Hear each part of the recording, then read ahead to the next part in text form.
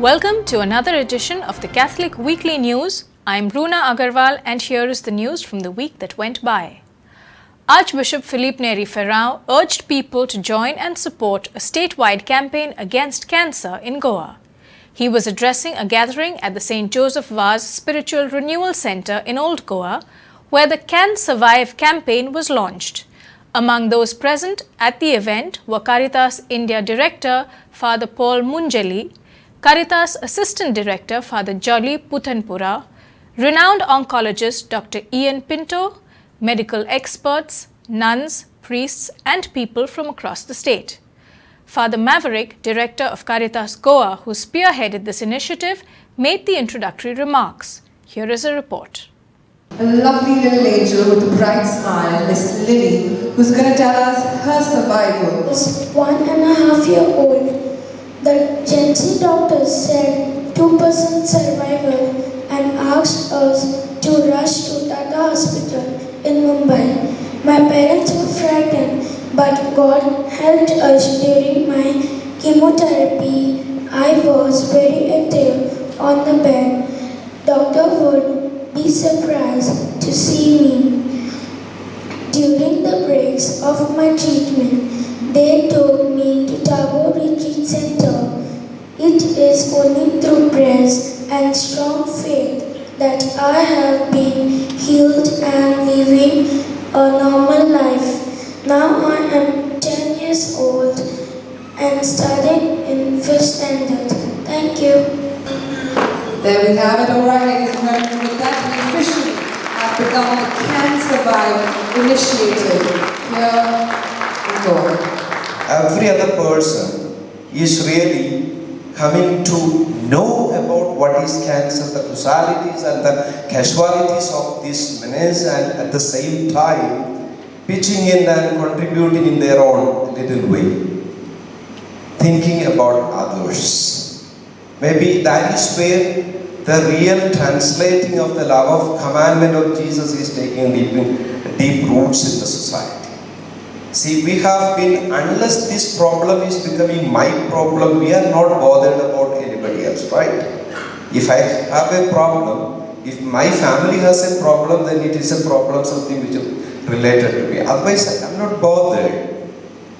And there is such a lot of insensitivity that is developing around in our culture today. On March 16th, we began this journey of inviting people to share a concept of intending to initiate this campaign in our state of Goa. And from there we selected a team of 20 members as coordinating team, very ably helped by renowned doctors here in Goa, a team of members. There are many doctors, interested persons of the society have been part of this coordinating team, who have helped us to come together, of which we also chose a core team to do the nitty-gritties of the whole program. And we are here today to launch this Cancer Support Network, a campaign. What is our vision? We have named this campaign Can Survive. Can Survive is a Goa-centric movement. It's a voluntary and community-based. We believe that Can Survive is announcing two dimensions concerning cancer. One is that we can survive from getting cancer. We can survive from getting cancer. But if someone gets cancer also, we can survive. So there are two dimensions to this campaign that we are working on. There are broad objectives behind this. There are 8 different objectives we have worked on, under which all our activities are being planned. So these are the 8 objectives under which we are going to function in this campaign.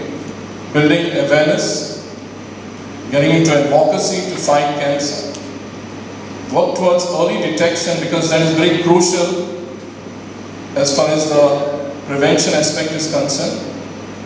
The rehabilitation and reintegration of persons who have contracted it, so that they can be integrated in this in the society, to link with other existing health and cancer networks so as to widen the outreach, to offer a holistic approach, emotional support and medical aid.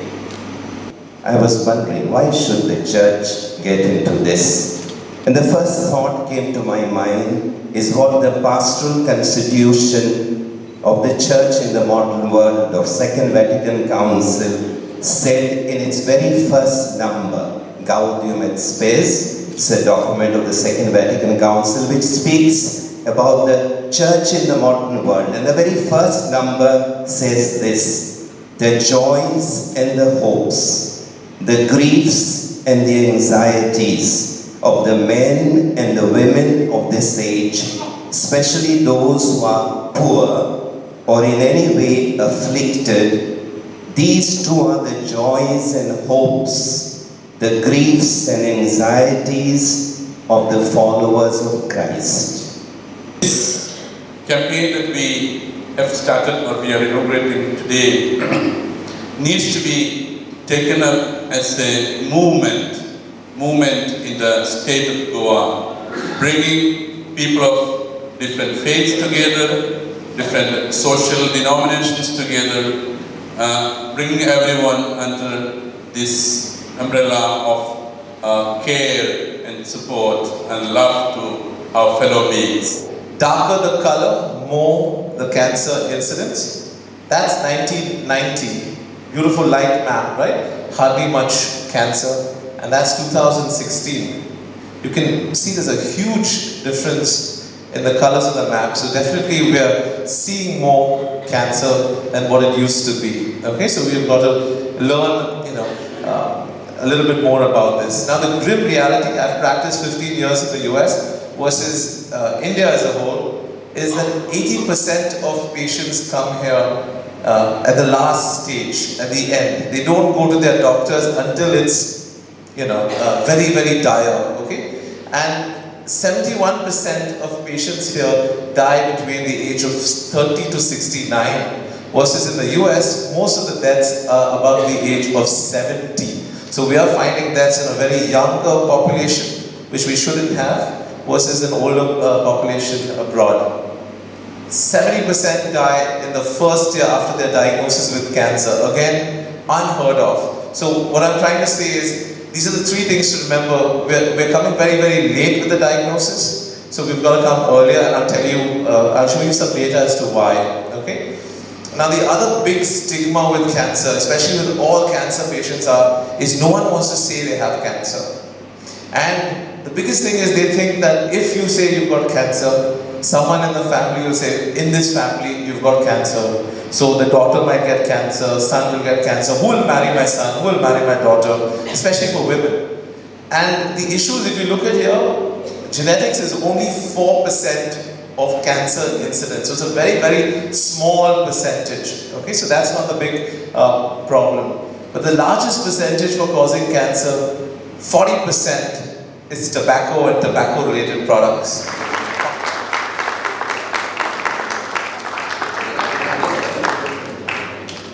The 44th Pastoral Enrichment Program was recently inaugurated at the Pius X Pastoral Institute, Old Goa. The theme chosen was Go and Do Likewise to Restore All Things in Christ.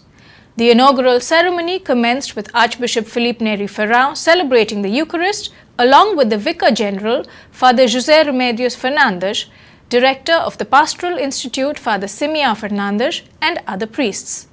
At the end of the Mass, he felicitated the newly ordained priests by presenting them with a memento. Pope Francis will declare Blessed Sister Mariam Thresia Chiramel Mankidian, an Indian nun, a saint on October the 13th, her congregation said. The Pope has formally approved the canonization of Sister Mariam Thresia, foundress of Sisters of the Holy Family, at an ordinary public consistory of cardinals on causes of canonization at the Vatican. The canonization will take place at St. Peter's Square. She becomes the sixth Indian-born Catholic to be recognized as a saint since the 1862 canonization of the 16th century Franciscan Gonzalo Garcia. In a huge boost for persons with disability in and around the capital city of Panjim, a restaurant in Talegaon inaugurated a hydraulic lift. Talegaon-based Peep Kitchen, which until now was accessible by steps at a considerable height, now has the distinction of being disabled-friendly. One of the owners of the restaurant, Amay Naik, said that they had been looking to make the restaurant disabled-friendly for a while, as many elderly and persons with disabilities had trouble accessing it.